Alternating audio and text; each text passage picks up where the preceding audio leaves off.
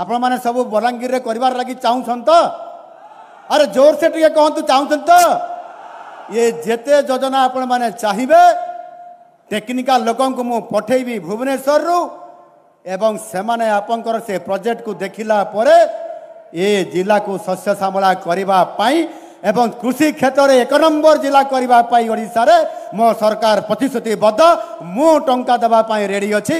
निश्चित भाव रे विकास क्षेत्र में कृषि क्षेत्र में आमे दी पाद आगु जाइकरी चाषी रो मुहरे हस फुटेबा आ से लक्ष्य मु रखिछि। निश्चित भाव रे आज मु करिबी।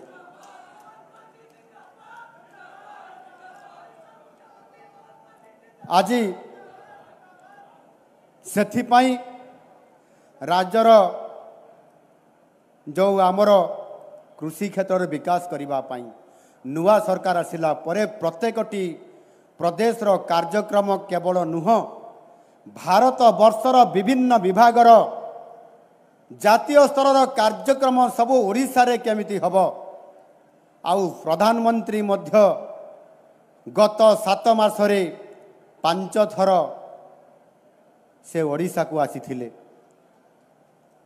से आपनकर प्रवासी भारतीय दिवस हो Utkarsh Odisha make in Odisha conclave 2025 हो डीजी कॉन्फ्रेंस हो एवं आपनकर सुभद्रा योजनार लॉन्चिंग कार्यक्रम हो एवं शपथ पाठ उत्सव रे मध्य एवं ओडिशा को संभावनार राज्य हिसाब से घोषणा करिसंती।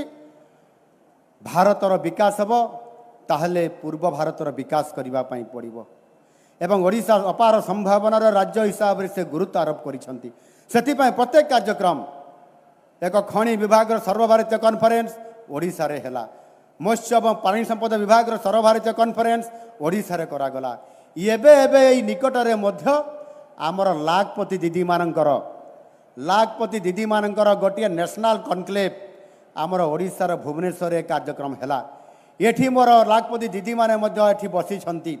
मु आपण मान को समस्त को शुभेच्छा और अभिनंदन जनाऊची मोर लाखपति दीदी मान को जे आपण माने आज परिश्रम करी जेभली भाव रे सुभद्रा योजना को कार्यकारी करबा पई आम सरकार निष्पत्ति नैतिले एवं प्रथम दिनर प्रथम कैबिनेट बैठक रे जो निष्पत्ति महिला मानकू वास्तव में सशक्तकरण करबा पई आमे जो निष्पत्ति नैतिलु आउ से निष्पत्तिर थिला सुभद्रा योजना रे सुभद्रा माँ भौणी मान को 50,000 टंका आपण मान को आर्थिक सहायता प्रदान करबा पई 5 वर्ष भितरे गोटे वर्ष रे 10,000 एवं 6 मास हिसाब रे गोटे किस्ती वर्ष को 2टी किस्ती आमे प्रदान करलो। एक EKYC माध्यम रे पंजीकरण करागला एवं 1,02,00,000 अधिक महिला को आमे डीबीटी जरिया रे आमे 5 लाख टंका हिसाब रे देलु।